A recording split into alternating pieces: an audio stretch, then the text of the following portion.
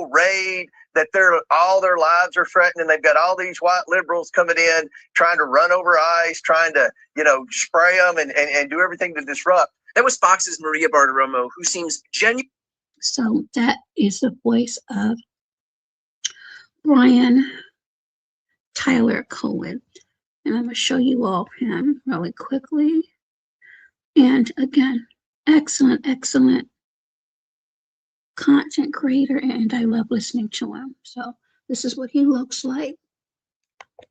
Genuinely irate at the fact that ICE has murdered yet another American on the streets, this time 37-year-old ICU nurse Alex Preddy, who worked at the VA.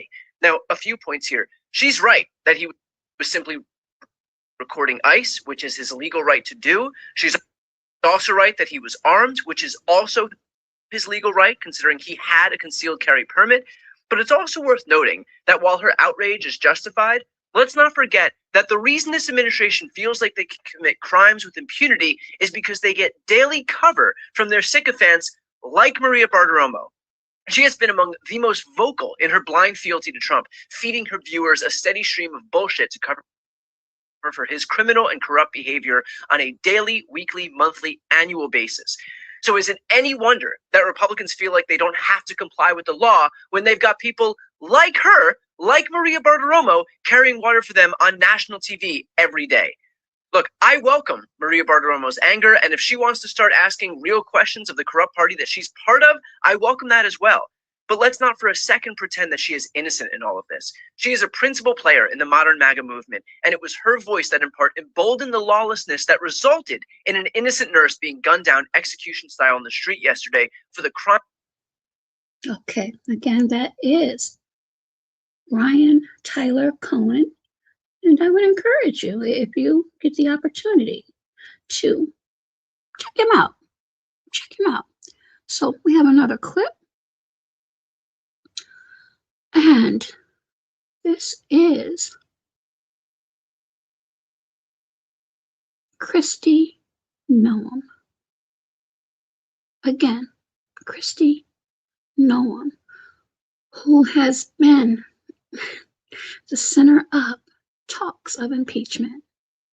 This looks like a situation where an individual arrived at this scene to inflict maximum damage on individuals and to kill law enforcement. You just made claims that the individual posed a threat to law enforcement. I guess that is no claim. It is the facts. The facts of this situation. This individual showed up to a law enforcement operation with a weapon and dozens of rounds of ammunition. He wasn't there to peacefully protest. He was there to perpetuate violence, and he was asked to show up and to continue to resist by a governor who's irresponsible and has a long history of corruption and lying. The White House has labeled the man who was killed in Minnesota as a domestic terrorist. Is that something you agree with, and have you seen any evidence to back up that claim? When you perpetuate violence against a government because of ideological reasons and for reasons to resist and perpetuate violence, that is the definition of domestic terrorism. This individual who came with weapons and ammunition to stop a law enforcement operation of federal law enforcement officers committed an act of domestic terrorism. That's the facts. We are focused specifically on child pedophiles and sexual assault and trafficking rings in Minneapolis, have brought dozens and dozens of them to justice. Why is he protecting them and refusing to work with us? This individual impeded the law enforcement officers and attacked them. State the facts as they unfolded on the street today. We were doing a targeted operation against an illegal criminal, and this individual came with a weapon and dozens of rounds of ammunition and attacked them. And these agents took action to defend their lives and to defend the lives of the people around them, and acted according to their training. And we will continue to let this process go forward and not allow people like Governor Walz and Mayor Frey to lie about what actually unfolded on that street. It appears that they want this lawlessness to continue.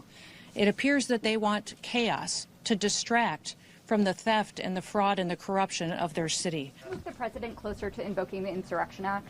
The president will use every tool that he needs to follow through on his promises to the American people. I'm proud to work for a president that wants to keep people safe, and he recognizes that political individuals like Governor Walz and Mayor Frey need to be met head on with recognizing that we're not going to allow them to... You keep talking, man, and you shut the fuck up. That was the late Dick Gregory, but KRISTI NOEM.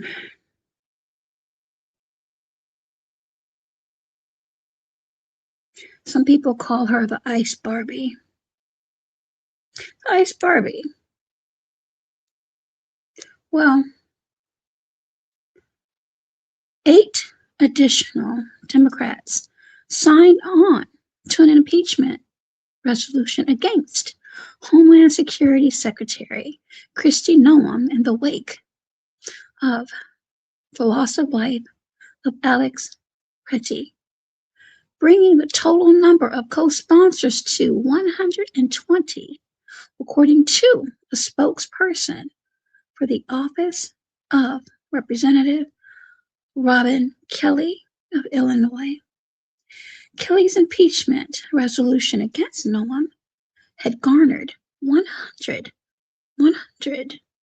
co-sponsors as of January 20th, according to a press release, but the number spiked in recent days amid outcry over immigration enforcement practices of thousands of federal officers were deployed in Minnesota and what the administration has dubbed Operation Metro Surge. So let's look at another quick video as it relates to the Ice Barbie. I've been asked about KRISTI NOEM's facial changes in the last 10 years. So before she started working for Trump, her pictures looked leaner. So she was starting to have thinning in the buccal region. She was aging in the upper face area, and she was starting to show necklines in the lower face area. Well, since she started working for him, or in the last 10 years, you've seen certain changes. I would say that she's had at least an upper eyelid surgery, probably some type of brow lift, at the very least a chemical brow lift by neuromodulators such as Botox, or it could even be a surgical brow lift where the temple areas are raised more. She has more fullness in the mid-face area, a feature of fillers and lots of fillers, and she's also had the lines in her neck made better, so a sign of a possible mini lower face neck lift. Her lips have been plumped up by fillers also, so definitely lots of neuromodulators and filler, as well as possible surgical brow lifting and a mini. I've been asked about KRISTI NOEM's facial change.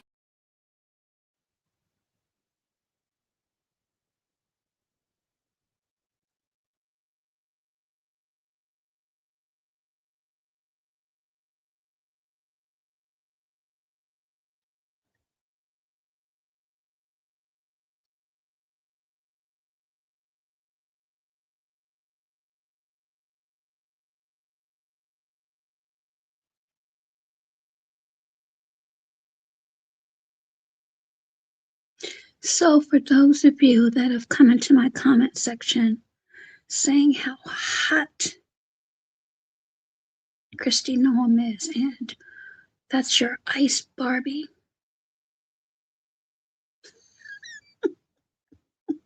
Do you feel the same now?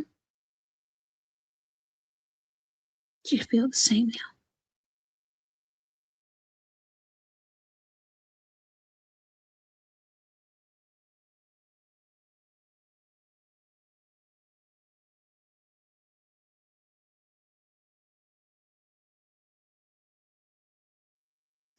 Next, we're going to travel. We're going to travel to the David Pakman Show. David Pakman, again, this is another creator that I enjoy listening to, and he had the honor to speak to the governor of Maryland, Wes Moore. Now, let me say this. Wes Moore has been under fire for some things, and I've raised my eyebrows when it comes to some of the things as far as taxes and the infrastructure as far as the roads are concerned, but he has been tenacious in his stance against President Donald Trump and some of the conversations that he's had. So let's listen to the David Pakman Show. Again, welcome to MAGA Melt.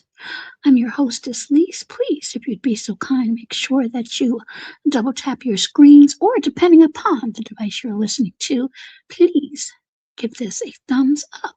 And I thank you. It's great to have on for the first time today the Governor of Maryland, Wes Moore. Governor, so good to have you on. Really appreciate it. It's my pleasure, man. I'm excited to do it. So listen, because you haven't been on before, I want to go back a little bit to an incident back in August of 2025, where the president said you privately acknowledged that he's the greatest president and doing a wonderful job, which I was skeptical that you really said that to him. Can you just talk us through the origin story of what went down? And this happened around the same time that there was video of you, I think simply as the governor, saying hello to him. I believe it was at a football game. That's exactly right. It was at the Army-Navy game, and the Army-Navy game was taking place in my state. But also, as an Army guy, like I don't like missing Army-Navy games, period, because I just want to see the Army win. And they're like, the president-elect would like to meet you, and I was like, that's cool. And so he comes up, and as soon as I saw him, I said, welcome back to Maryland, Mr. President. And the first thing he said to me, he says, "You're a really good looking guy in person." And I was just like, thank you, Mr. President. I was like, go Army. And then he said, how can I help you? And then I started talking about, he said, my people are telling me you're doing a really good job. And he said, how can I help you? And I said, I want to talk to you about the bridge, because months before There's actually video out there about that I actually put a short up. So we're going to advance this a little bit. For the whole video, you can go to the David Pakman Show, but this is Governor Wes Moore. And we'll continue. Don't come to Maryland, because that doesn't exist here. One of the things that I find really interesting about your approach on crime, and to sort of zoom out to the 30,000-foot level just a little bit, one of the things that's really tough about these conversations about crime is that on the one hand, when you have higher population density, you have more crime. It's just sort of like a statistical reality. At the same time, we have decades of crime reduction in the United States that is sort of the background rate. And so whenever anybody wants to point to statistics, we have to remember that this is a country that for 30 years has seen a reduction in both violent and nonviolent crime rates. And then you have to go further and say, in a particular area, is there a policy that has bent the line one way or the other? But with that sort of as the context, you've taken an approach that is not a defund the police approach. In other words, you've identified, it seems as though law enforcement may need more resources in some places and in certain ways, which can include training, etc. Can you talk a little bit about that in terms of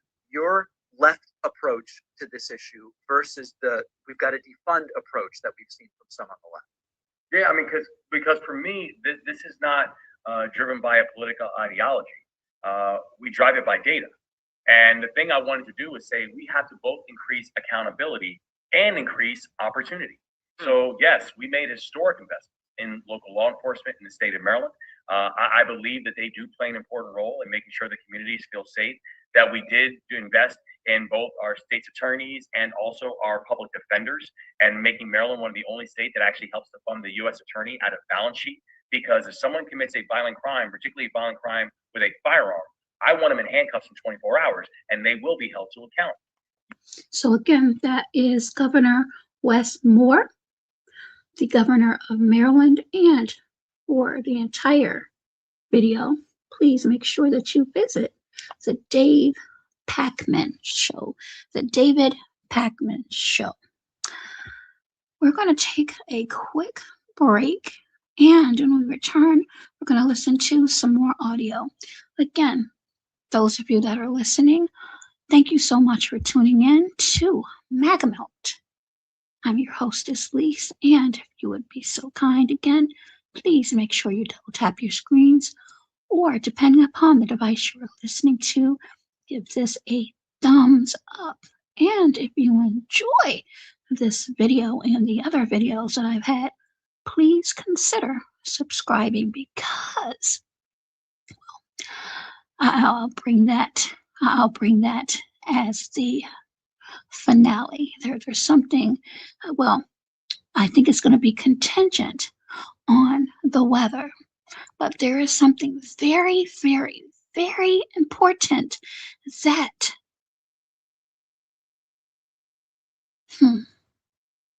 there's something very important that may implode MAGA, or at least really do some major damage. Now, I'm not speaking about harm to anyone. That is something that I do not condone nor promote on this channel, and it is something that I would not allow anyone to do on this channel. No, it's something else that I've been following and I've actually been a part of, and had planned a small trip. But of course, Mother Nature said that this is not for you to do, and unfortunately I won't be able to witness it in person, but we'll see. Again, thank you for tuning in, and we're going on a break.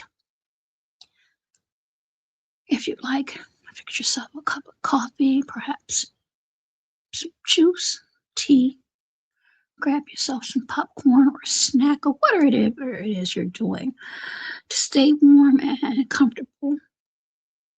I appreciate each and every one of you, and we'll be back.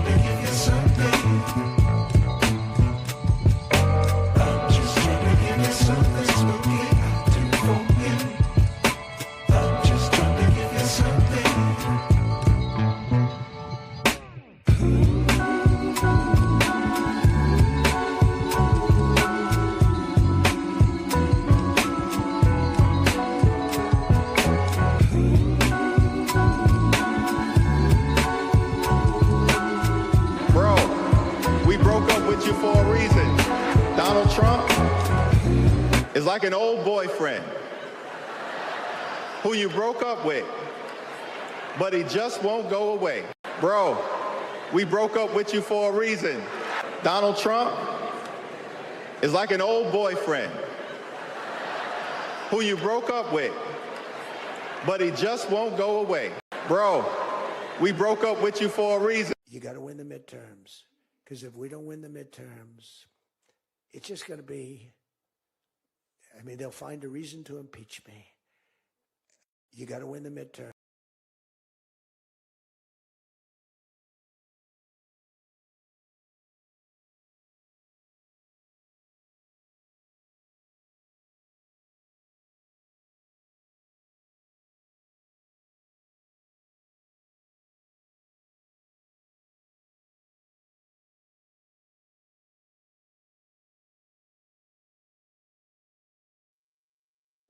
And we are back. Welcome back to this Lady Tonight broadcast. I'm your hostess, Lise, and we're talking about a variety of subjects, but mostly this latest incident.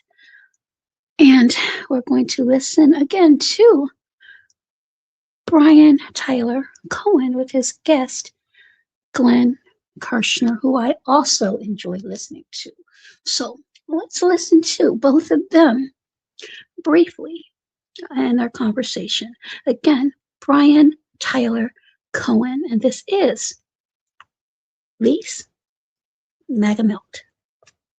Including being part of teams that investigated excessive force by police officers resulting in death. We'll talk about why I view this as an unlawful killing based on the available evidence. But the state law enforcement authorities, now, these two are very good because they will always preface before they get into their commentary based on what they have. See, they didn't speculate like KRISTI NOEM, who jumped in and said what appears to be. First of all, as an investigator, you never say what we think, what appears to be. I can't fathom how anyone with a modicum of sense, when you're dealing with law enforcement, when you're dealing with the law, well, if you're corrupt, I guess I can understand, but the cases that I've helped prepare, evidence cannot be and has not been refuted. I would not still be in my career if I've ever made any gaffes or faux pas, if you will, like the likes of KRISTI NOEM and Birdbrain, Carolyn Levitt. Again, these are all my opinions, but unless you have reviewed all evidence, you don't jump to a press conference and say, well, what I think or it appears. That's not substantial. You cannot stand in front of a judge, again, unless it's corrupt. And we know, and we've seen corruption with that. Do you know how many innocent people are still behind bars because of incidents like these? Do you? Same thing with Renee Good. And then there's Keith Porter. A lot of people, for some reason, failed to mention. A few people have mentioned that. Now, I will say this with his case. It involved an off-duty law enforcement capacity individual.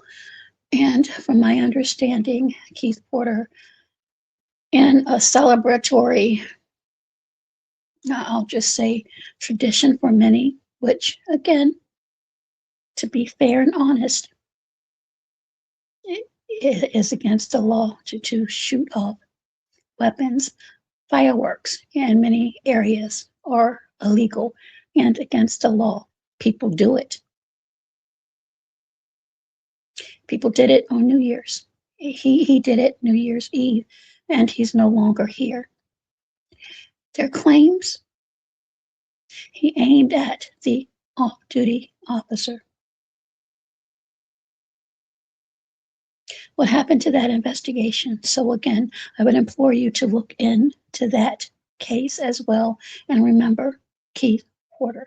Again, shooting off a weapon in the air is absolutely dangerous, because you could have injured someone else. You could have injured yourself. So to be fair, I understand that. But did he really have to lose his life because of that?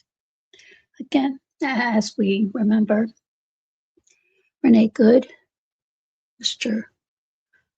Pretty, I hope I'm pronouncing his name correctly. Please remember Keith Porter as well. Let's continue. This is Brian Tyler Cohen. Brian, can see the same videos that we are seeing. They can easily reach a determination that this was an unlawful killing. Hell, it looked like an execution to me. And from what I've read, there were several, and I want to say double digits, that were unloaded.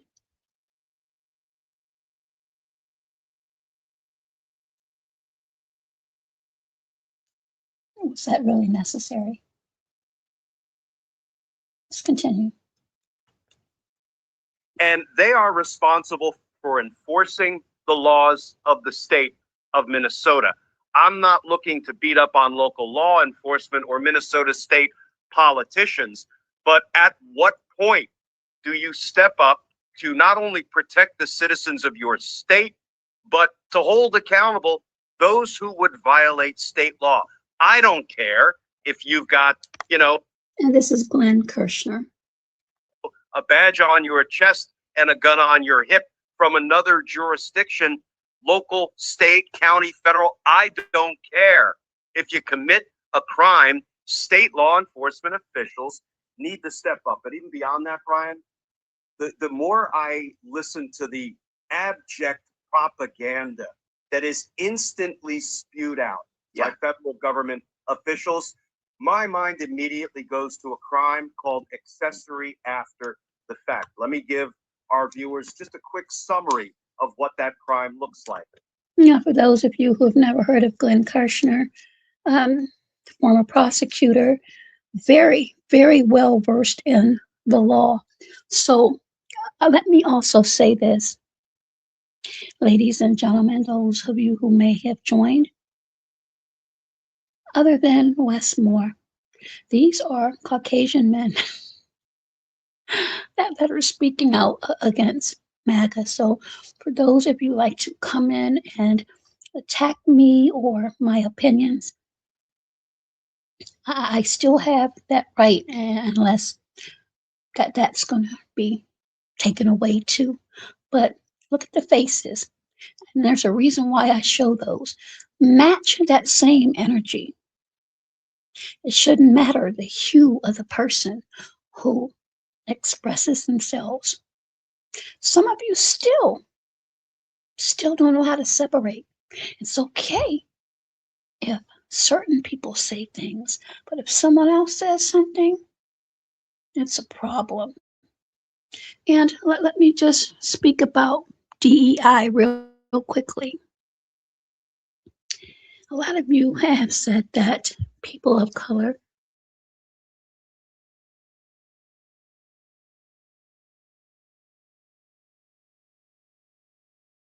equity and inclusion. But again, let's listen to someone who clearly was put into a position. If you put her brain in a parakeet, I swear the bird probably would have flown backward. That our education, like such as in South Africa and the Iraq, everywhere like such as, and I believe that they should, our education over here in the U.S. should help the U.S. or should help South Africa and should help the Iraq and the Asian countries. so we will be able to build up our future for our children. Thank you very much.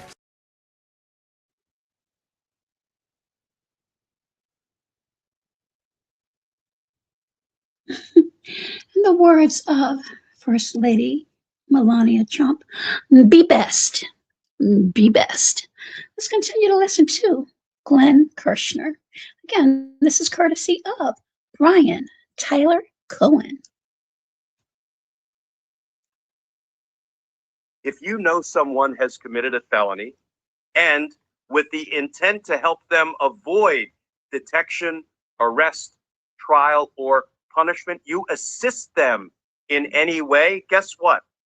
You've committed the felony crime of accessory after the fact. And by the KRISTI Noems and the Donald Trumps, and when it comes to the Renee Good homicide, the J.D. Vances and others, rushing to the cameras and the microphones before an investigation has even commenced, and announcing that these... God is so good.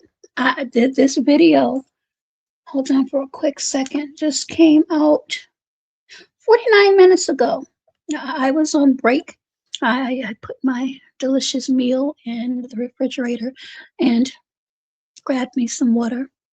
I didn't even see this. I happened to click on it because I saw it just came up and I was curious as to what had happened. We're listening to it at the same time. Again, this was a prosecutor. He said he mirrored exactly what I just said. And again, I'm an investigator.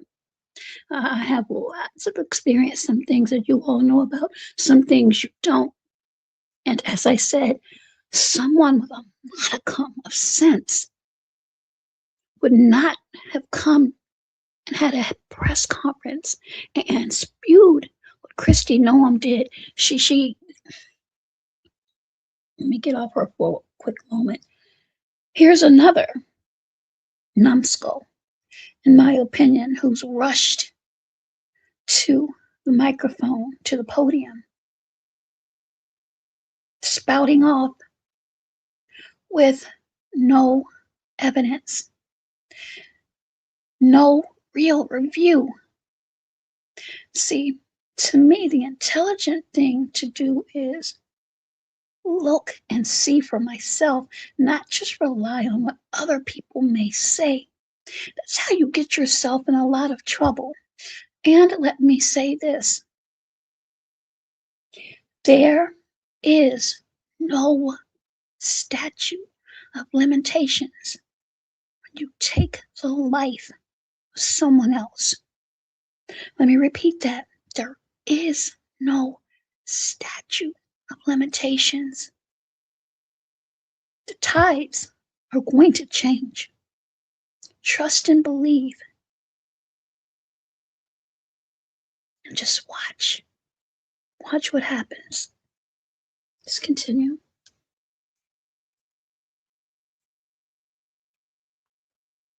These people did nothing wrong and that the victims needed a good killing because they were domestic terrorists, which of course they weren't. That, I believe, allows for a criminal investigation into the crime of accessory after the fact. Why?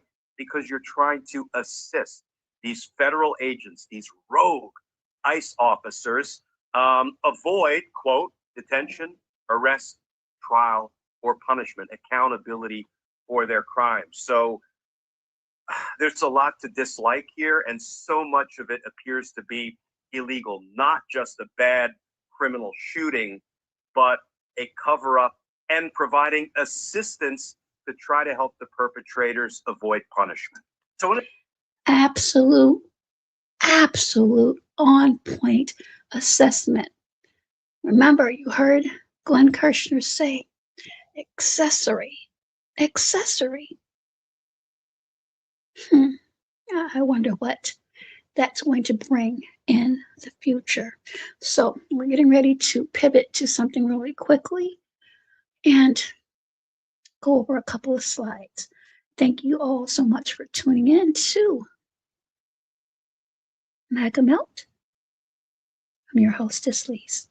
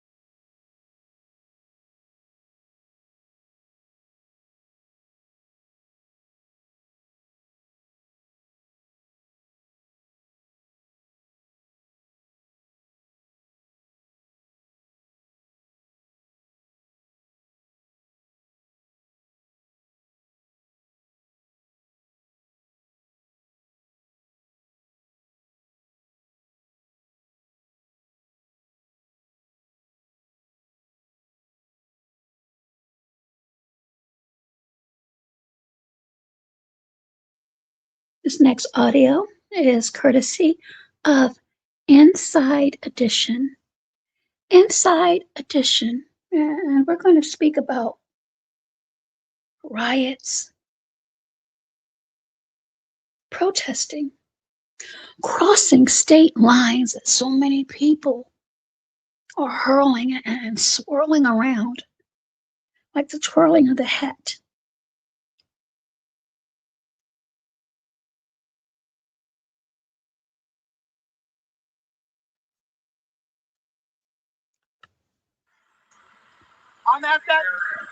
I am at that business, sir. Back there with my people, man.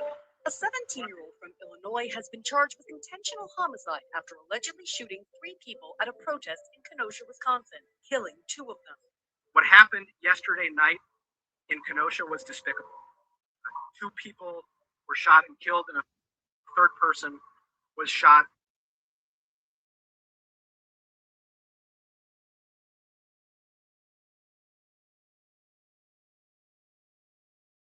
Militia members who traveled to Kenosha, where people have been protesting the shooting of Jacob Blake, a black man who was shot by a white police officer. Some so-called militia members had asked the Kenosha County Sheriff's Department to deputize them so they could help protect property, a request the sheriff and mayor denied, fearing violence. Wisconsin law says only people over 18 can openly carry guns. So only people over the age of 18 could carry weapons. So right now what I'm going to do is show you, remind you, for those of you that like to forget things. Let's play this clip. For those of you who want to talk about protests and riots, please tell me what the difference is.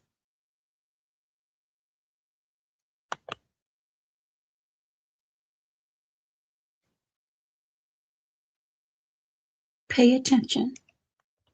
I work for that business. I am at that business, sir. Back there with my people, man. A 17-year-old from Illinois has been charged with intentional homicide after allegedly shooting 3 people at a protest in Kenosha, Wisconsin, killing 2 of them. What happened yesterday night in Kenosha was despicable. 2 people were shot and killed, and a third person was shot and seriously injured. Authorities say Kyle Rittenhouse was one of a number of self-proclaimed militia members who traveled to Kenosha.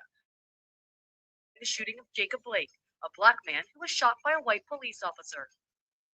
Some so-called militia members had asked the Kenosha County Sheriff's Department to deputize them so they could help protect property, a request the sheriff and mayor denied, fearing violence.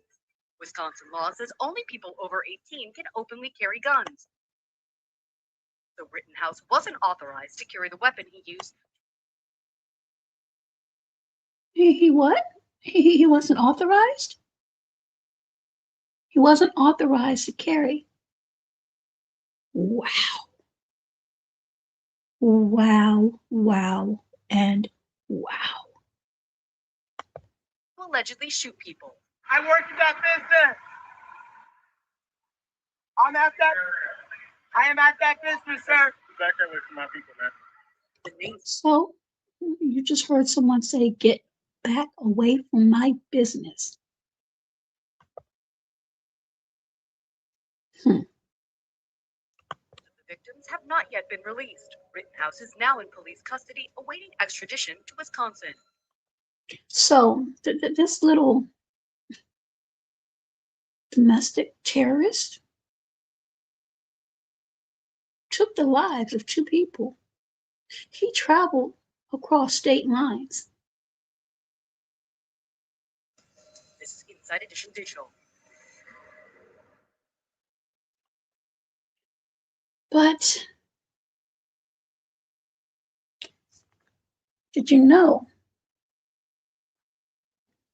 despite what he did,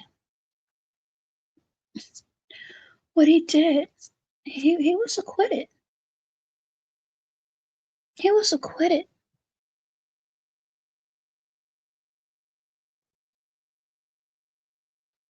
Can you tell me what the difference was?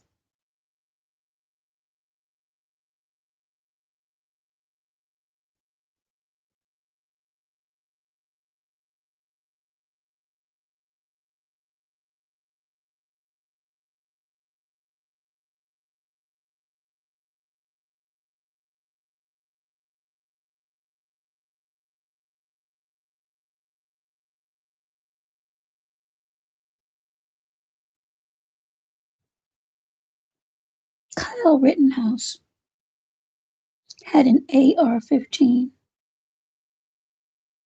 and went to another state.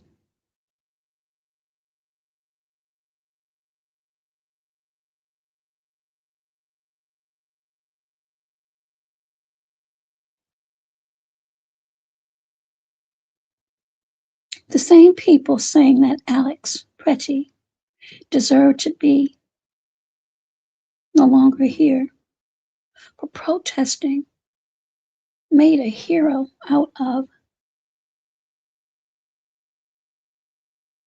this punk, this piece of shit.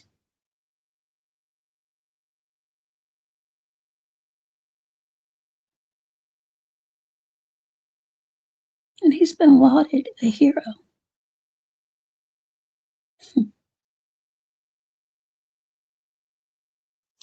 Do you remember George Zimmerman, who took the life of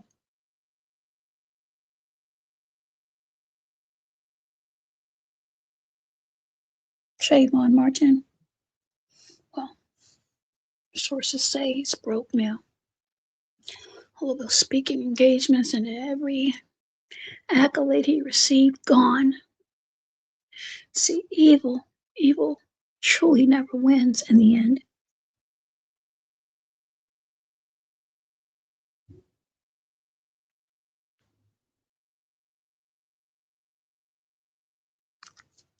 By legal definition, riots are public disturbances involving acts of violence. In a riot, the violent activity happens as part of a group assembly and causes injury or property damage. An assembly involving threats of violence may also count as a riot if the threat is realistic. The operative word here is if. Federal law prohibits individuals from using interstate or foreign commerce, including methods of communication such as television or telephone, to organize or participate in a riot. Known as the Anti-Riot Act, this measure was passed by Congress as part of the Civil Rights Act of 1968. Any riot participation can also be subject someone to felony or misdemeanor charges, depending upon the circumstances and degree of damage. Federal and state laws contribute to the nature of the charge and its penalties.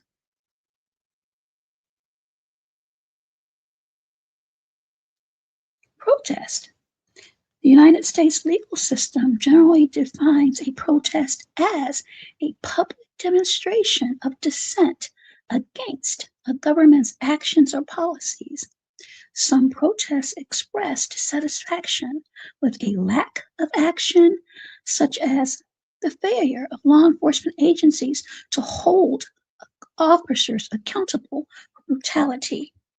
Protests are peaceful acts of civil resistance, expressing mass disagreement with the authorities' choices. Most protests, again, most, not all, are organized events that an individual or group has planned, scheduled, and publicized to encourage participation.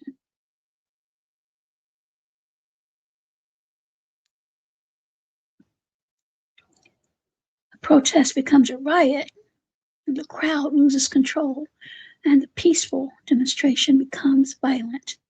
The legal definition of a riot requires only one or more individuals part of a group of 3 or more to choose or threaten violence that harms another person or their property. By this definition, a single act of violent aggression may turn a protest into a riot, even if other members of the assembled crowd choose not to engage. I want you to pay attention to this part here and ask yourself, in any of these incidents we've heard of, did this actually occur? And that is, a ranking police official is usually the person who determines whether the assembly has become a riot. If such an official determination happens, the police department may order the crowd to disperse. Any individual who remains under such an order is potentially, again, potentially guilty of a misdemeanor. Leave that up there for some of you.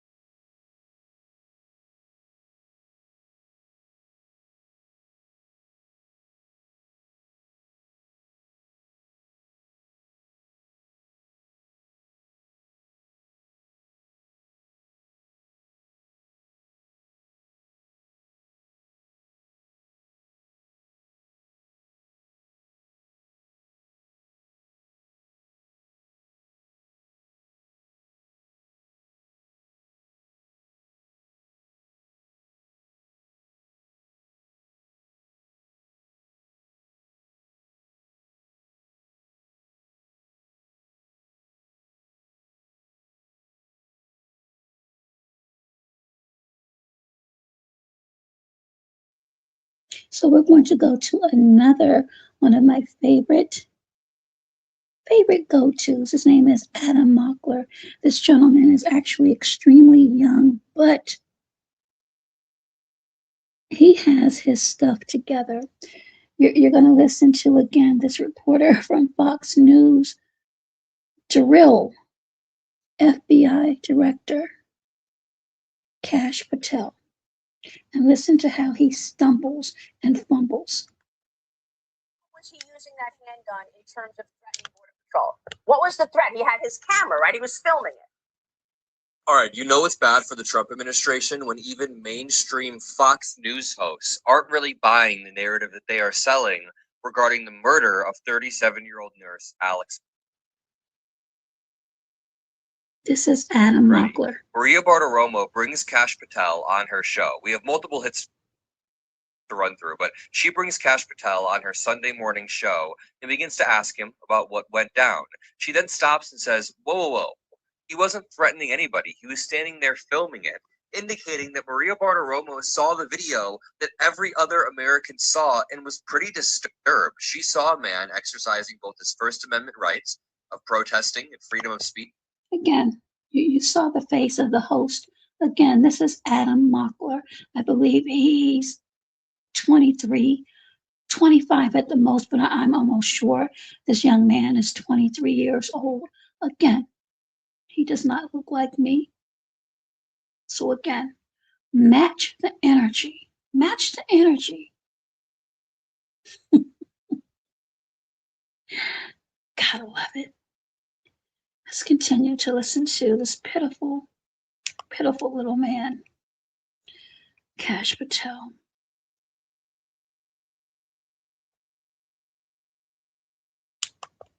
He gets executed. The Border Patrol agents are then yelling, "Where is his gun? Where did his gun go?" Indicating that they didn't even know whether he was armed or not. They didn't even know that he was disarmed moments before. Awful, awful training that leads to unnecessary deaths in the streets of America. Everybody should be mad about this. Even Fox News hosts are not believing the narrative coming out of this administration. Let's jump to last night when Fox News contributor Ted Williams disrupted their I narrative. don't want to go there. I want to listen to. All right, you know it's bad for the Trump administration when he arrest those. But how was he threatening Border Patrol? You've Okay.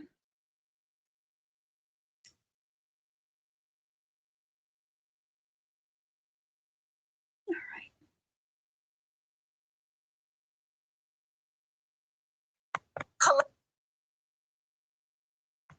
the evidence, you said, right? You have the handgun in your possession? That's right. Mm-hmm. And how was he using that handgun in terms of threatening Border Patrol? What was the threat? He had his camera, right? He was filming it. All right, you know it's bad for the Trump. What an idiot. So your thoughts and opinions thus far on Kash Patel and looking like a deer in the headlights. Again, another one that is perpetuating something that, in my opinion, is just not true.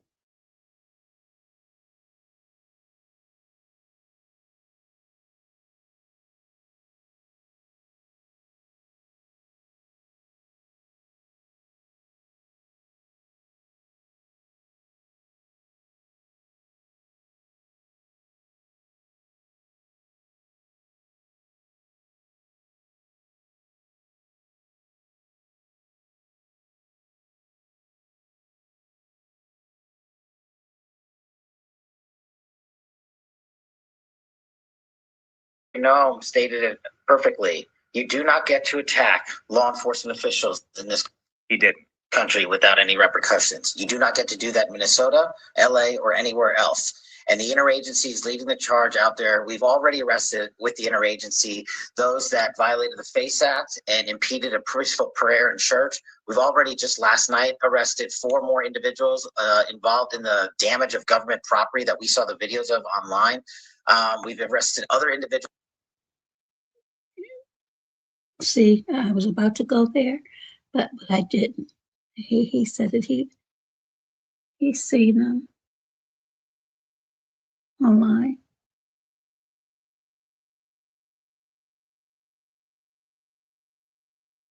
Hopefully the lines weren't blurred. Let's continue. Have made threats to law enforcement online, so we are not messing around. It doesn't have to be in person. If you threaten law enforcement officials or civilians, we are going to come find you. That has nothing to do with the murder of Alex Preddy. And absolutely.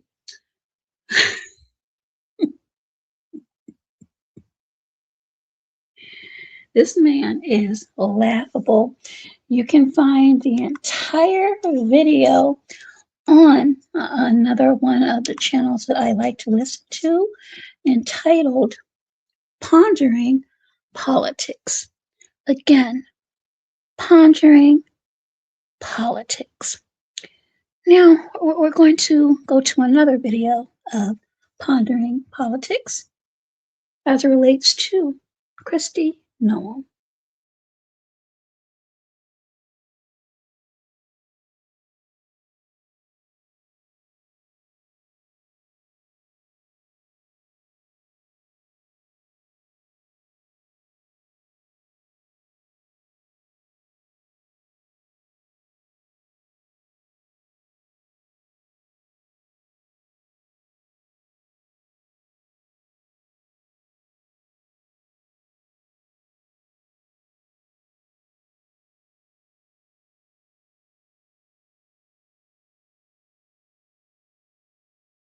mentioned the protocol. There is an angle of the video that we've been playing all morning where it shows an officer removing a weapon either from Alex Pretty's waistband or a holster.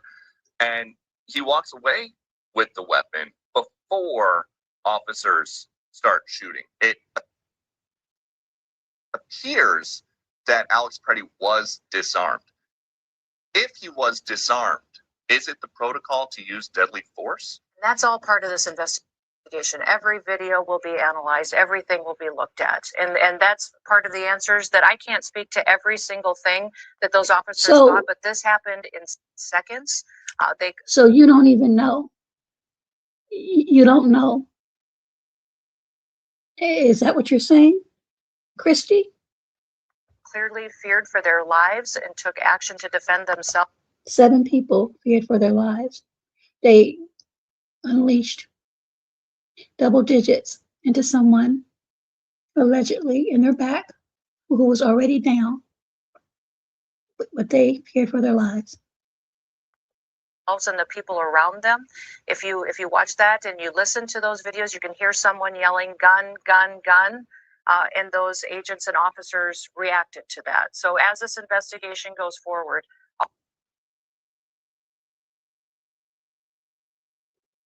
all of that will be analyzed. So you see how she's, number one, she's nervous. You can see she's stammering, she's stumbling over her words. Absolutely. Number one. Number two, she's Absolutely. also trying to. They all do.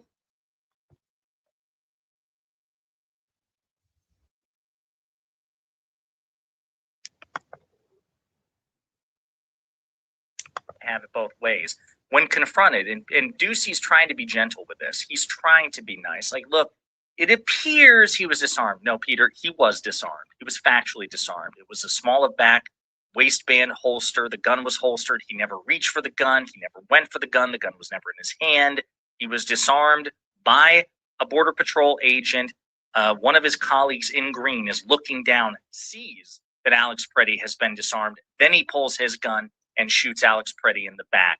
It is a fact that Pretty was disarmed, period. So Ducey's trying to be nice here and giving Noam a way out, but instead Noam's like, the investigation's ongoing, so we can't just prejudge, but also they obviously feared for their lives and they were screaming gun, gun, gun, and they took actions to defend themselves. So obviously they were perfectly right. Now Alex Pretty was a domestic terrorist, but also we definitely have to have an investigation. Again, talking out of both sides of her mouth and certainly contradicting the remarks she gave in the immediate aftermath of what happened to Pretty. So it's just a despicable, disgusting person. But you'll see that on more display here. But I want to have you walk our audience through what exactly you know. So you said last night, it looks like a situation where an individual arrived at the scene to inflict maximum damage on individuals. Again, it looks like a situation that was stupid,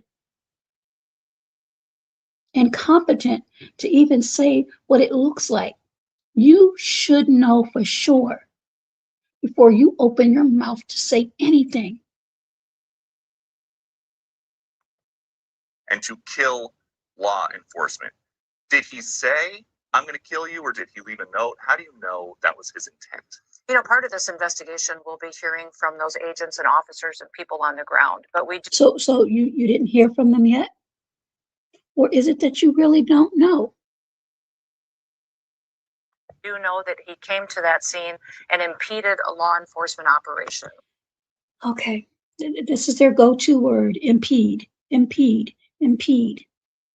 Which is against federal law. It's a felony.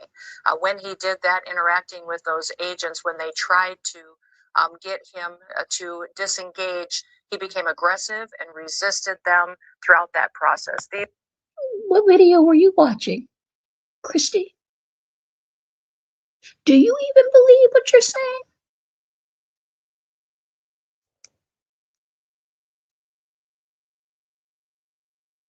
You keep talking, man. And you shut the fuck up. You keep talking, man. And you shut the fuck up. You keep talking, man. And you shut the fuck up. You keep talking, man. And you shut the fuck up.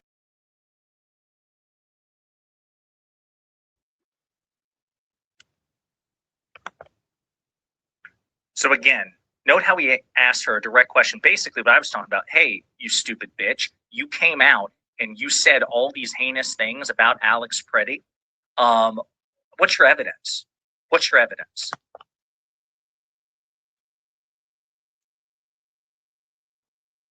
You got to win the midterms, because if we don't win the midterms, it's just going to be, I mean, they'll find a reason to impeach me.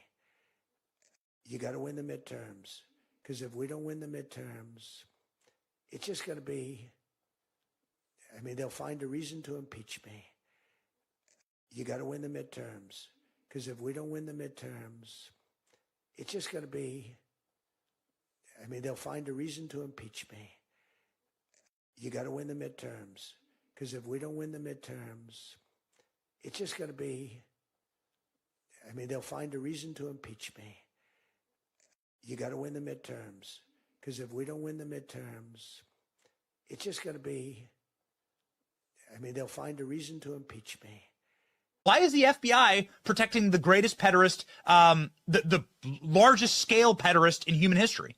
Simple, because of who's on that list. You don't think that Bill Gates is lobbying Congress night and day to prevent the disclosure of that list? And I've said it, Dan Bongino said it, we've reviewed all the information, and the American public is going to get as much as we can release.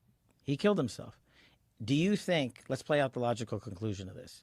Do you think that myself, Bongino, and others would participate in hiding information? Why is the FBI protecting the greatest pederast, the largest scale pederast in human history?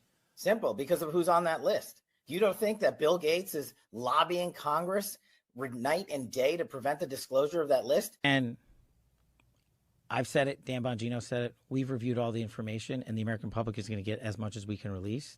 He killed himself. Do you think, let's play out the logical conclusion of this. Do you think that myself, Bongino, and others would participate in hiding information?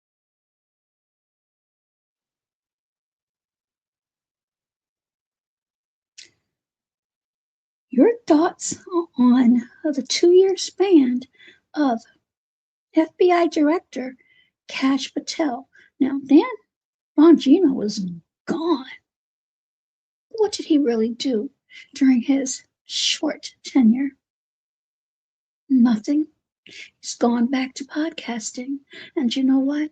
We still do not have full transparency of what? The Epstein files. It's coming up on a year where Pam Bondi sent a letter that's floating throughout the internet to Kash Patel to get those files. To date, at least at the time of this broadcast, it's either 1 or less than 1% that's been released, and what's been released has been heavily redacted. We're going to take a quick break. Those of you that are here or just joining, thank you so much and welcome to MAGA Melt. I'm your hostess, Lise. If you'd be so kind, please make sure that you double tap your screens, or depending upon the device you're listening to, give this a thumbs up. And if this is your first time here and you like this video or any other videos, consider a subscribe. I'd appreciate it. We will be back. We'll be back. More audio. Again, those of you that have been affected by this snow ice storm, I pray that you all are safe and well, as well as your family, and keep those who are braving the elements in your thoughts and prayers so that they are safe and well.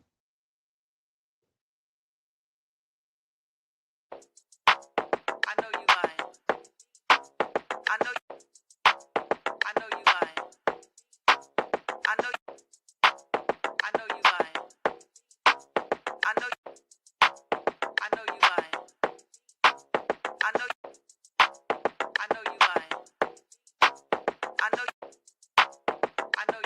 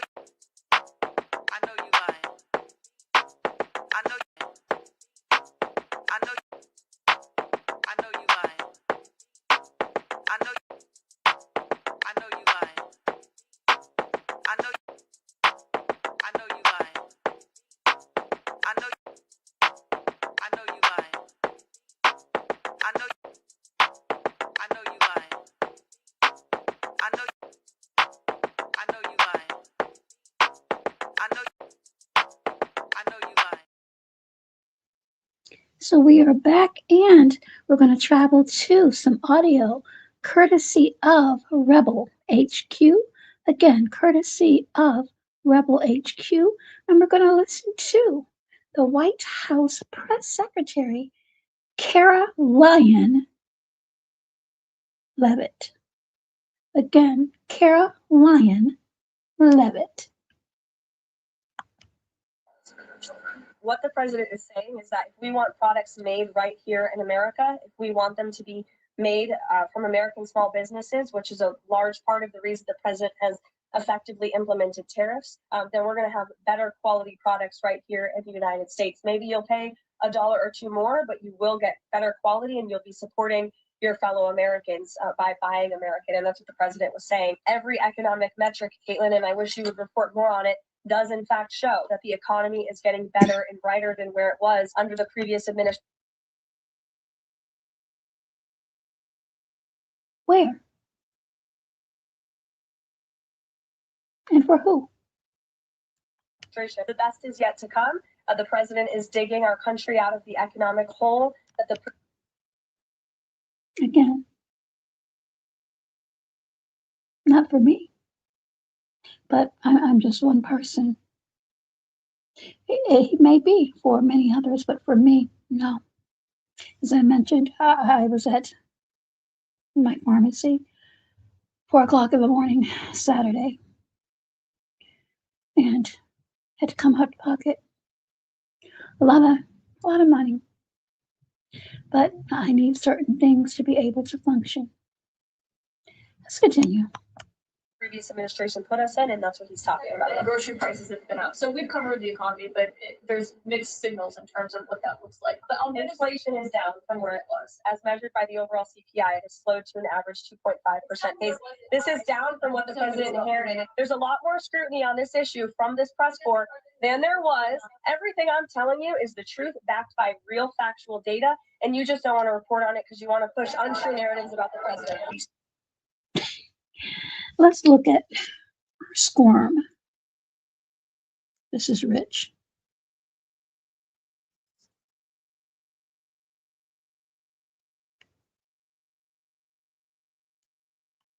Said that he believes that the sale of CNN should be attached to that deal with Netflix or with Paramount. Can you just explain what the president's planning to do going forward to continue to make that case similar to what you made yesterday? Well, I think the president's comments yesterday about the sale of CNN and new leadership is evidenced by my exchange with the CNN reporter in this room. Their viewership has gone down, their ratings has declined, and I think the president rightfully believes that network would benefit from new ownership.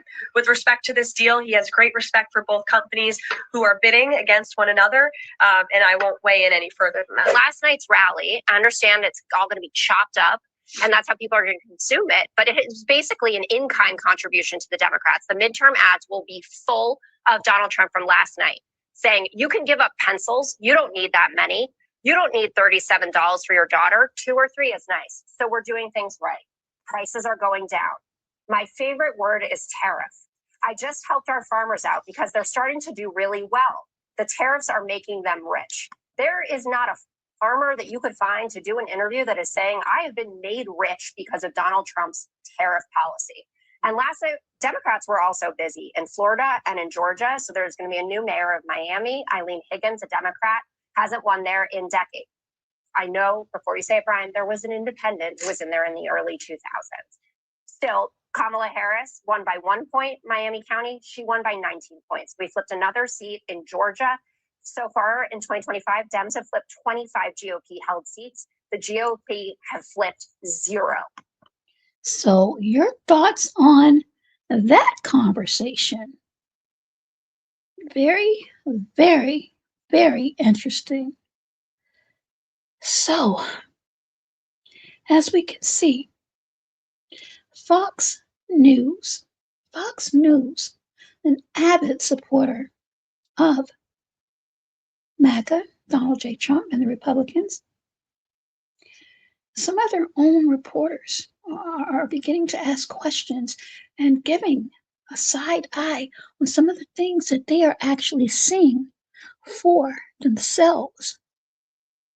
And it's quite interesting. So the last video we're going to look at is from the Midas Touch. Again, the Midas Touch, if you are not familiar with them, I would suggest that I would encourage that you visit them. Again, this is courtesy of the Midas Touch. Again, this is MAGA Melt. I'm your hostess, Lise. And let's get right into the Midas Touch. And the title is Trump Gutted by Top Lawyer. Your thoughts?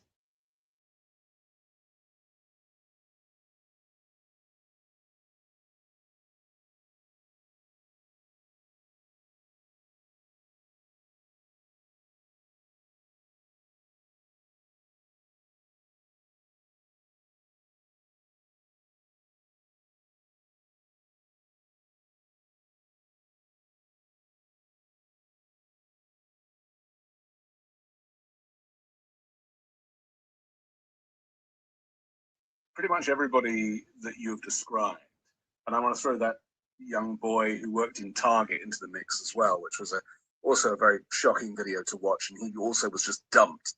A kid, really, terrified, traumatized.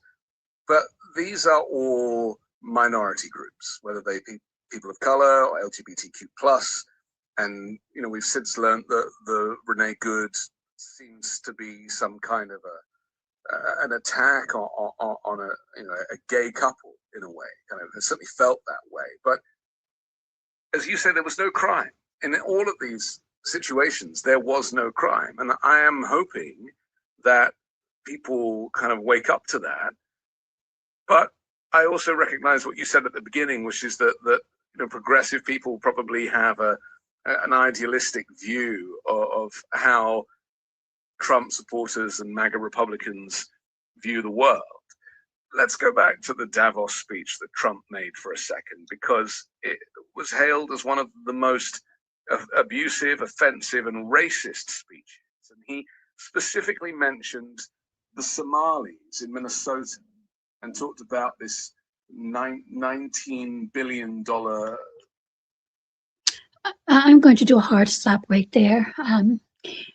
Fraud anywhere is absolutely repulsive, and those who are committing fraud should be held to the highest extent of the law. Absolutely. But let's not forget, there are stories circulating that the face, the puppet master, the organizer of this is a woman by the name of Amy Buck, I believe. Amy Buck, who was convicted, I believe, several years ago, but it's just coming out that she was the founder of, was it Food to Feed? That assisted a lot of these Somali businesses. So, do your research. Amy Buck or Brock, I believe it's Buck. You don't see much of that floating around, do you? Because Amy is not a Somali. No. No, she's not. She's a Caucasian white woman. Just thought I'd put that in there.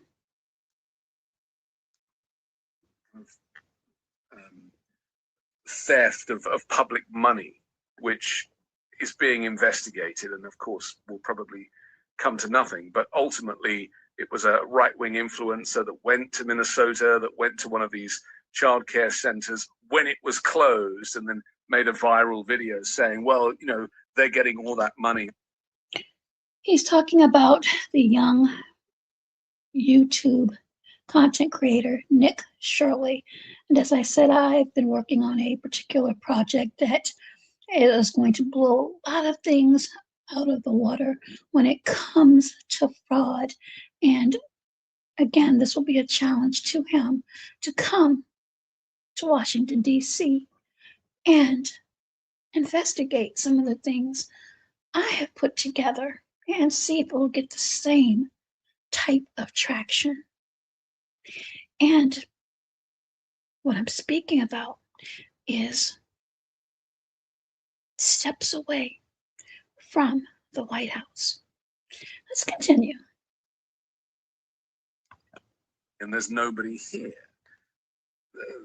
The fact that Trump kind of allowed and accounts kind of retweeted that, and so allowed that to go viral, and then it got used as policy, is another example of the detail is irrelevant. We'll worry about the detail later. We'll just go for the big shiny object first. And so in the speech, Trump's use of language regarding the Somali community, of which it is the largest in America, in Minneapolis, in Minnesota, to an assembled multi-race, multi-faith, multinational audience in Davos was extremely shocking. It's not the kind of language you would expect to hear from even a kind of leader of a fringe party, let alone the president of the United States.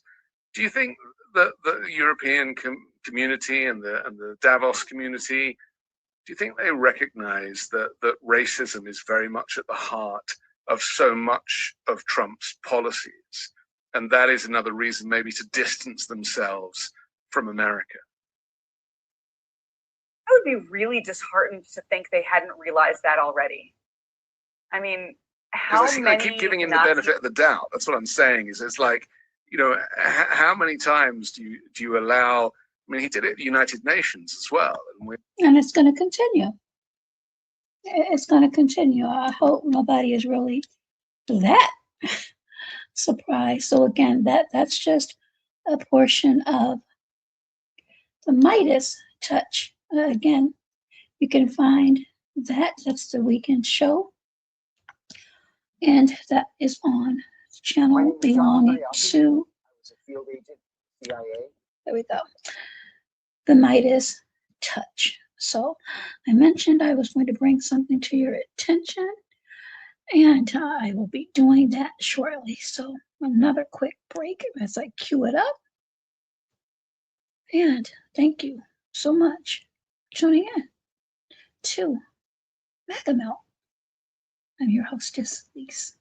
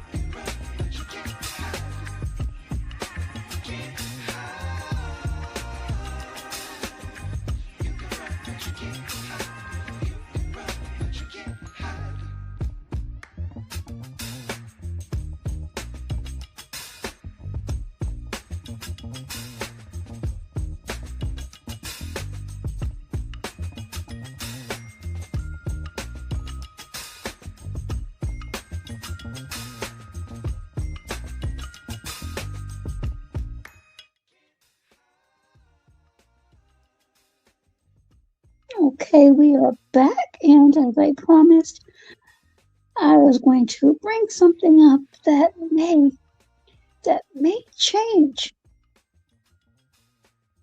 immigration as we know it, as we see it thus far.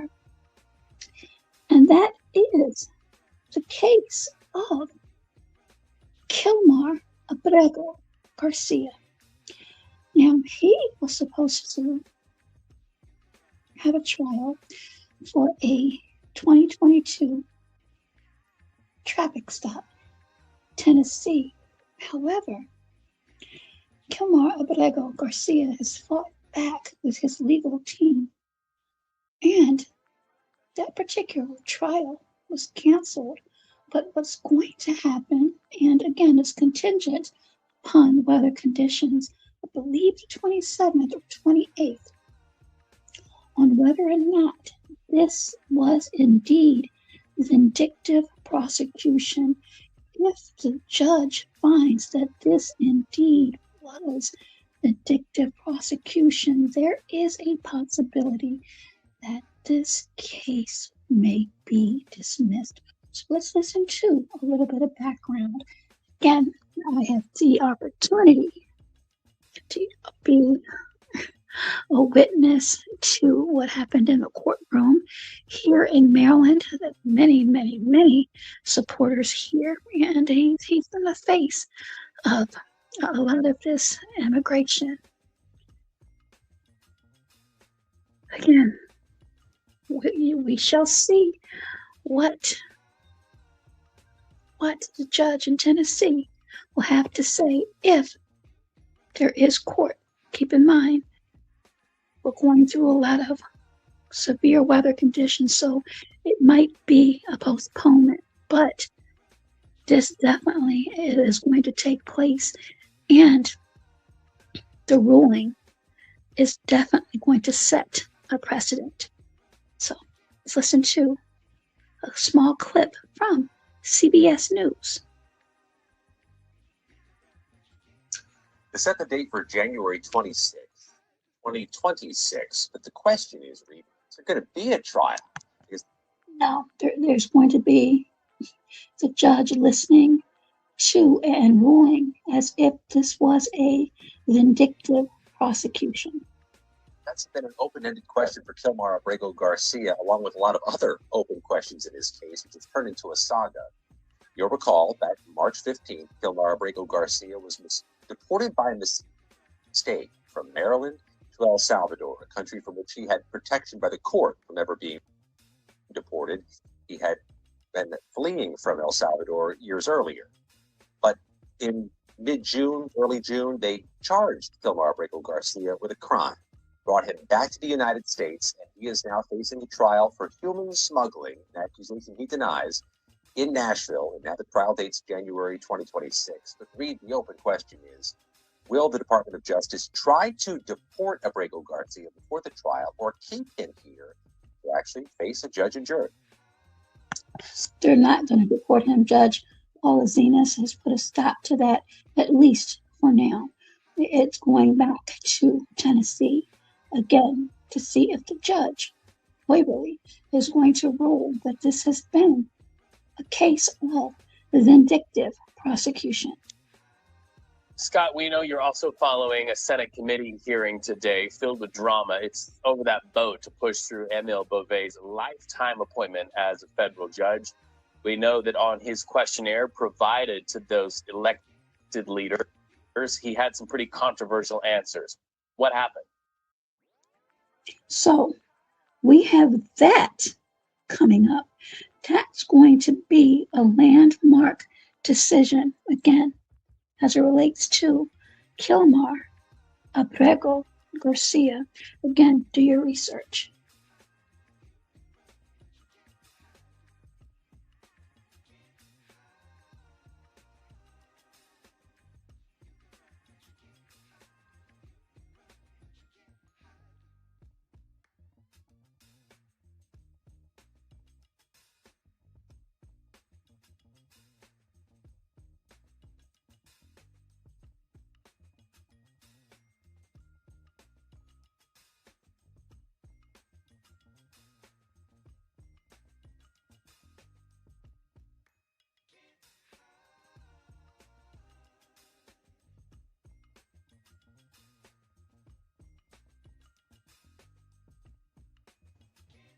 So now we're going to listen to President Donald Trump, and he refers to Don Lemon as a loser. So again, everybody is entitled to their opinions, and I'm going to listen to everyone.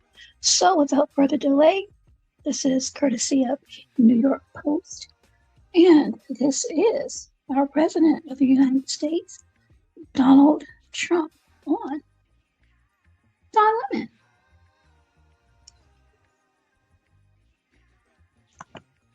All ICE wants to do is get them out of our country, bring them to prisons and jails and mental institutions from where they came. That's all they want to do.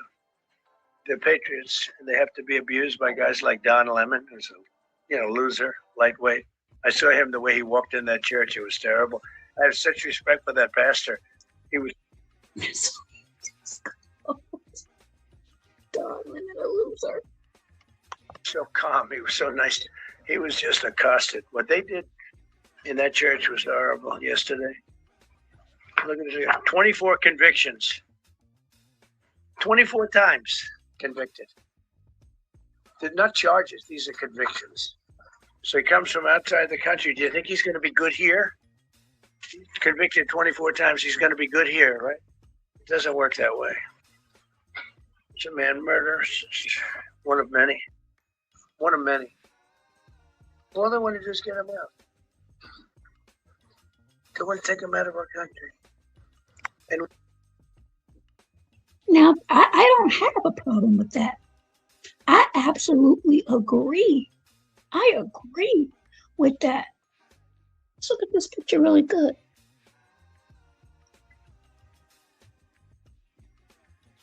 Everyone wants to be safe.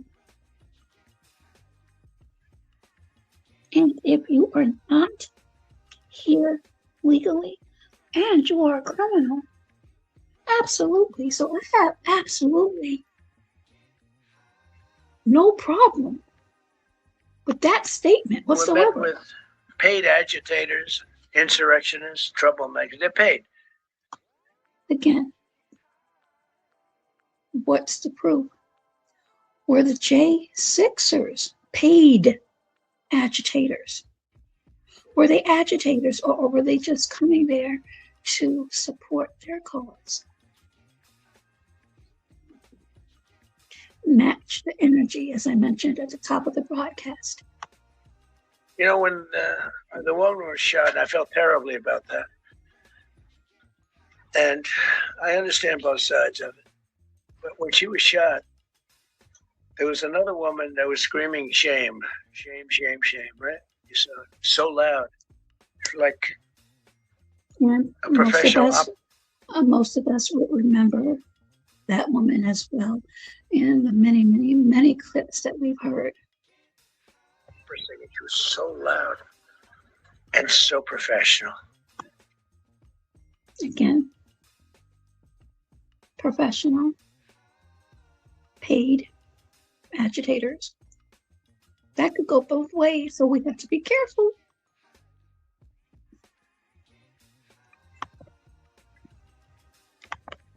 She wasn't a woman that was hurt, like, oh, my heart's injured. She was a professional. Again, Shame. respectfully, how do you know this? Or this is just what you believe, and you are entitled to your opinion, sir, absolutely. But are you speaking facts or what it is that you think? Or do you have intel that hasn't been released and we don't know about? That may be the case. So if it is, charge it to my ignorance. Shame. She's screaming, shame, shame. I said, that's not a normal person. That's a professional. These are professional agitators and professional people that want to see our country do badly. But that's not happening. So the two individuals that were here on the anniversary of J6 that I filmed, that law enforcement asked them to leave 3 times, and they continued to talk back to law enforcement officers, but there was no violence. They weren't tased. They weren't handcuffed. How is that any different? Happening because we have the hottest country anywhere in the world, despite this stuff. Look at this. All top of the line. Bring them to prisons and jails and mental institutions from where they came. That's all they want to do. They're patriots, and they have to be abused by guys like that. Just get them out So of again, our that's courtesy Bring of them to the New York prisons Post. and jails.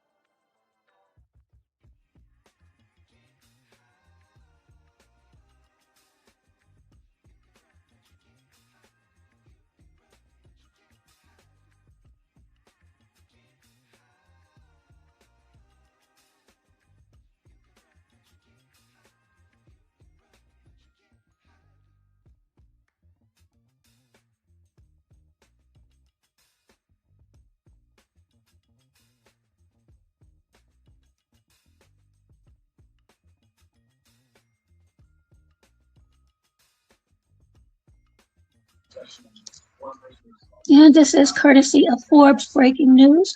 This is Hakeem Jeffries.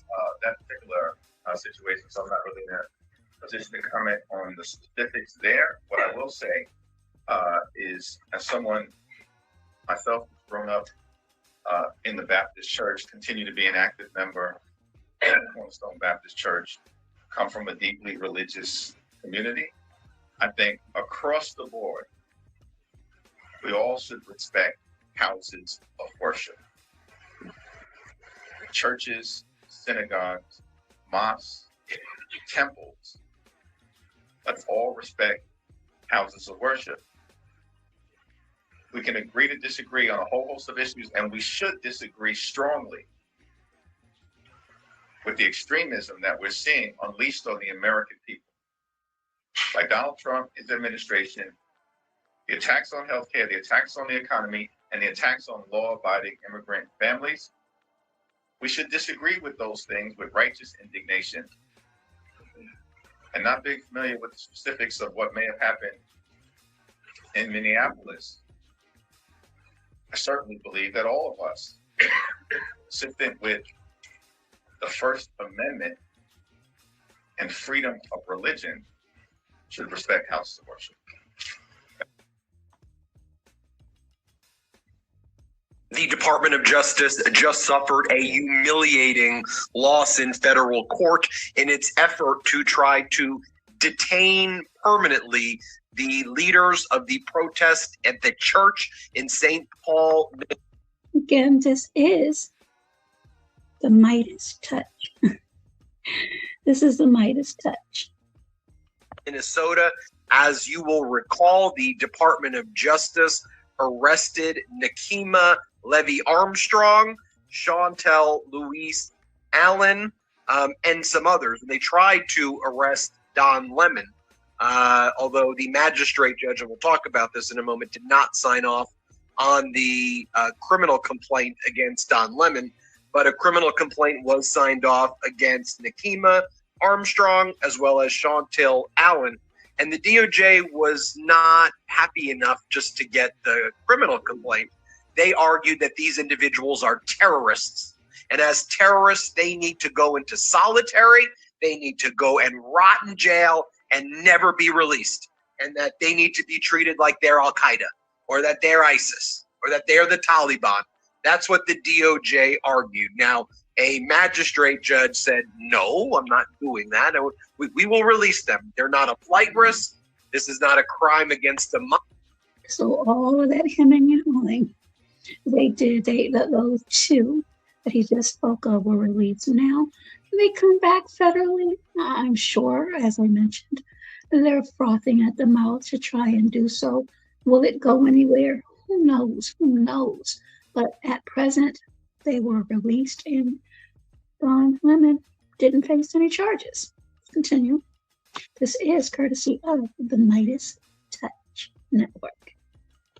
Minor, these are people who showed up at a church and there was a protest at a church. That's what the allegations are. The DOJ alleges this is violations of the FACE Act, which says you can't use physical force or physical coercion or physical intimidation at places of worship that block people's ability to worship. It's got to be physical. It's got to be physical threats or physical actual conduct. And that law was really intended to stop the physical attacks and assault on women seeking reproductive rights at abortion clinics.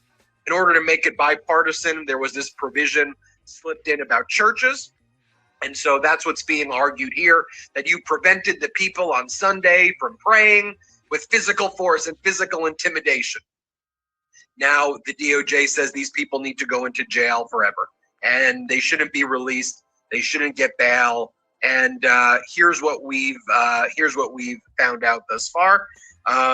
A judge okayed the release of two of the Minnesota church protesters charged with civil rights violations, Nikema Armstrong and Chantel Allen. That's federal judge Laura Provenzino, finds no serious flight risks and sets release conditions. And a magistrate judge, another different magistrate judge, not a federal judge, magistrate judge Shannon Elkins, ordered the release of a third person arrested in connection with the church protests that took place. So that's three people that's been released, and the one they really wanted, Don Lemon. Again, the magistrate didn't even entertain that. So again, listen to a little bit more, but you can find the entire video at the Midas Touch Network. On Sunday, and the DOJ was calling these people domestic terrorists. If you go into the federal judge Provenzino's order, she's appointed by former President Biden. She says the charged conspiracy is not a crime of violence, does not involve a minor victim, and the court finds more persuasive defendants' arguments that the element to injure, oppress, threaten, or intimidate a person in the exercise of federal rights does not require physical force, as is required to qualify an offense as a crime of violence. I think that's important. Finding by the judge as well, though, because the FACE Act requires physical force or physical threats. And we've heard so many people say, oh, they stormed inside. They stormed. Did they? Maybe to the optics of some. Let's continue. Federal judge goes on to say the United States is not entitled to a bond hearing under 18 U.S.C. section 3142 sub F sub 1. Consequently, the United States' first basis for revocation of bail is unavailing. The court turns to the United States' second argument, and the court goes on to say that in conducting a de novo review, it is the court's position that on this record, the United States has not met its burden to demonstrate a serious flight risk for these individuals. You don't say. So let's listen to a little bit more. This is embarrassing for the Trump administration. Be right in there showing the judge. You could lose. You would probably be Forget the saying criminal to you, defense lawyer. I would be right in there saying, what do you possibly think you're doing? And when you started with, can you imagine? I'm literally, can you imagine, whether by orders or not, who in the Department of Justice, took out the photostopper and, let's make her blacker. Let's make, what kind of complete sickos do something like that? And, this is really, as you say, look, the Department of Justice is supposed to prosecute cases. Department of Homeland Security does these other things. But the fact that Bondi and Todd Blanche, give me a break, have been all in here, look what it results in. Remember a quaint time when possibly Hillary Clinton lost the election because Jim Comey so inappropriately made a comment on evidence? They are bringing charges. They're bringing charges. They want to take away people's liberties and their duties, ethical, moral, and legal, are so clear that you don't announce. You can recite the charges, the four corners of the indictment, but you don't dirty people up and pollute the jury pool and say all kinds of stuff. You do your talking in court. So that was the voice of Harry Littman, who was speaking to Ben Isalis of the Midas Touch. Make sure that you go check that video out for those of you who are familiar and want to be more familiar of this particular case.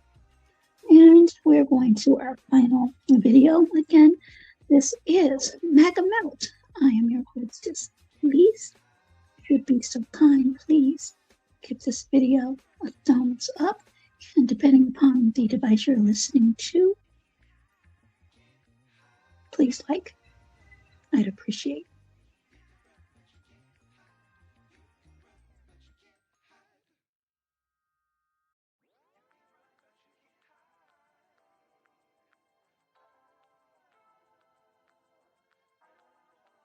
And now the final video is courtesy of MS Now. Again, MS Now. And is going to be discussing the testimony of Jack Smith. Again, the testimony of Jack Smith. Welcome to those who have joined and those who are still here. I appreciate you all so very much. Again, your thoughts and opinions are welcome, and if there's anything that I may have been incorrect about, please be sure to let me know so I can make the proper corrections. Thank you. Next exchange between Jack Smith and a Vermont congresswoman named Becca Collins. It was an exchange about basically what it means to be Jack Smith right now in 2026. To have done the investigation that he did, to have found what he found, to have served your country by sticking to your guns, even when that meant the leader of the United States government and his party and his supporters would try to destroy you for you. Trump has said that you, Mr. Smith, should be investigated and put in prison. He called you a disgrace to humanity, a radical left Marxist, a criminal. In fact, Trump has used the words deranged Jack Smith 185 times on Truth Social. How do you think that these statements have impacted you, your staff, and your investigation? With respect to me, I think the statements are meant to intimidate me. I will not be intimidated. I think these statements are also made as a warning to others what will happen if they stand up. And I am, as I said, I'm not going to be intimidated. We did our work pursuant to department policy. We followed the facts and we followed the law, and that process resulted in proof beyond a reasonable doubt that he committed serious crimes. I'm not going to pretend that didn't happen because he's threatening. And Mr. Smith, do you believe that President Trump's Department of Justice will find some way to indict you? I believe that they will do everything in their power to do that because they've been ordered to by the president. So that his response to if they're going to try to find a way to indict him, and this again is Jack Smith. Jack Smith, I will not be intimidated. I'm not going to pretend those serious crimes didn't happen just because he's threatening me. As I said before, I will not be intimidated. Cole Wallace, what did you take from this hearing today? Well, what I took from my own reaction was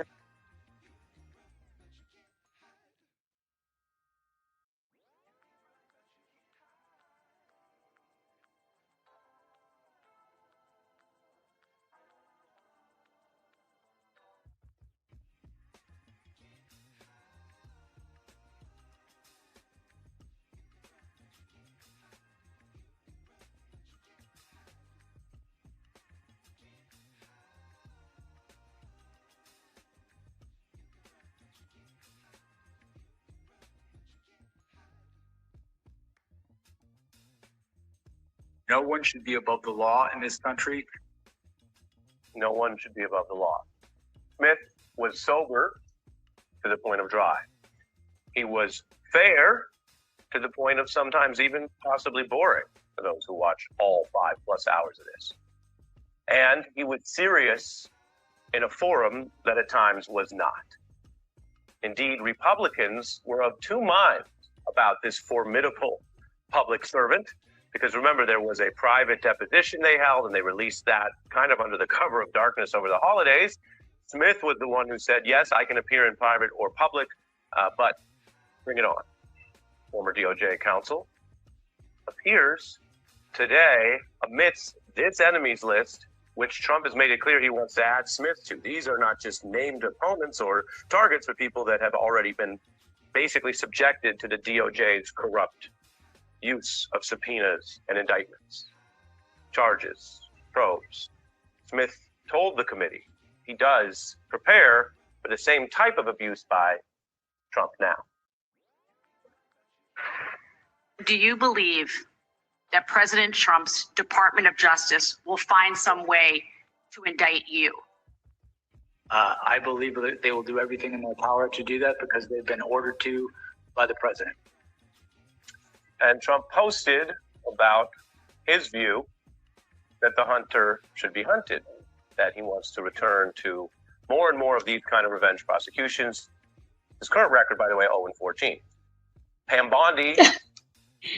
0-14. That is absolutely hilarious to me. But let's continue.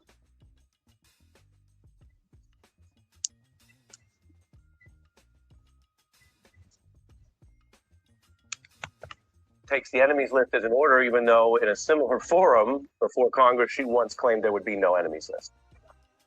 Did your investigation find that Donald Trump attempted to manufacture fraudulent state slates of presidential electors in 7 states that he lost?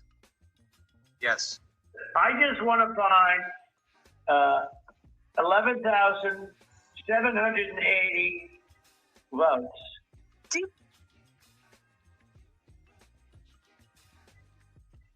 Do you all remember that? He spread lies and conspiracies to his followers to make them believe that the election had been illegally rigged against him. Yes. They obviously were influencing a lot of people, members of the public. Did he pressure DOJ officials to stop the certification of the election? He did. And I recall toward the end saying, what you're proposing is nothing less than the United States Justice Department meddling in the outcome of a presidential election. You don't understand, Mike. You can do this. I don't want to be your friend anymore if you don't do this. What you see there is the corroboration, including from Republican officials, from White House veterans, people speaking under oath who did resist what Trump demanded, which was the Stonewall, what became his impeachment probe, and later the Jan 6 investigation by him. So for those of you that are interested in that entire video exchange, you can go to MSN now. This concludes the weekend broadcast of MAGA Melt. MAGA Melt. I'm your hostess, Lise, and it was wonderful to be back with you again, virtually, of course.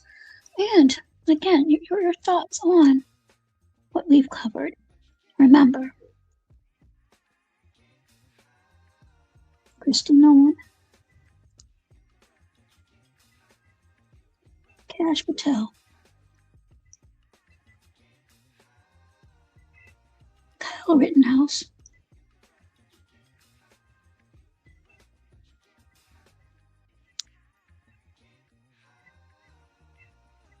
possible impeachment,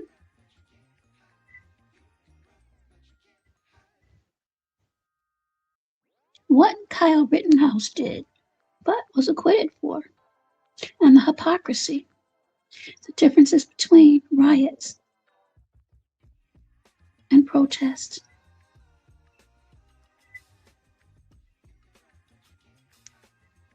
This looks like a situation where an individual arrived at this scene to inflict maximum damage on individuals and to kill law enforcement. You just made claims that the individual posed a threat to law enforcement. I guess That is no claim. It is the facts. The facts of the situation. This individual showed up to a law enforcement operation with a weapon and dozens of rounds of ammunition. He wasn't there to peacefully protest. He was there to perpetuate violence, and he was asked to show up and to continue to resist by a governor who's irresponsible and has a long history of corruption and lying. The White House has labeled the man who was killed in Minnesota as a domestic terrorist. Is that something you agree with, and have you seen any evidence to When you back up that perpetuate claim? violence against a government because of ideological reasons and for reasons to resist and perpetuate violence, that is the definition of domestic terrorism. This individual who came with weapons and ammunition to stop a law enforcement operation of federal law enforcement officers committed an act of domestic terrorism. That's the facts. We are focused specifically on child pedophiles and sexual assault and trafficking rings in Minneapolis have brought dozens and dozens of them to justice. Why is he protecting them and refusing to work with us? This individual impeded the law enforcement officers and attacked them. State the facts as they unfolded on the street today. We were doing a targeted operation against an illegal criminal, and this individual came with a weapon and dozens of rounds of ammunition and attacked them. And these agents took action to defend their lives and to defend the lives of the people around them and acted according to their training. And we will continue to let this process go forward and not allow people like Governor Walz and Mayor Frey to lie about what actually unfolded on that street. It appears that they want this lawlessness to continue. It appears that they want chaos to distract from the theft and the fraud and the corruption of their city. Is the president closer to invoking the Insurrection Act? The president will use every tool that he needs to follow through on his promises to the American people. I'm proud to work for a president that wants to keep people safe, and he recognizes that political individuals like Governor Walz and Mayor Frey need to be met head on with recognizing that we're not going to allow them to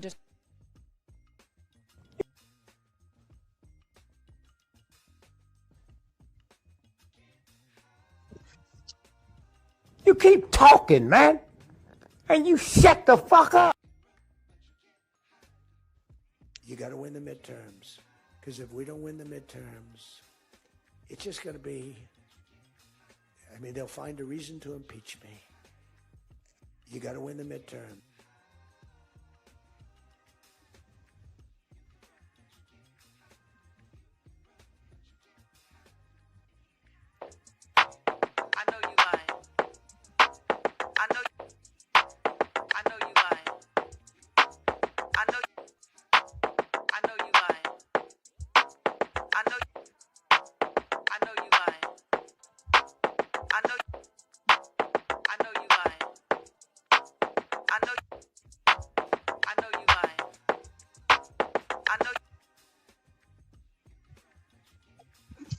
Thank you so much for tuning in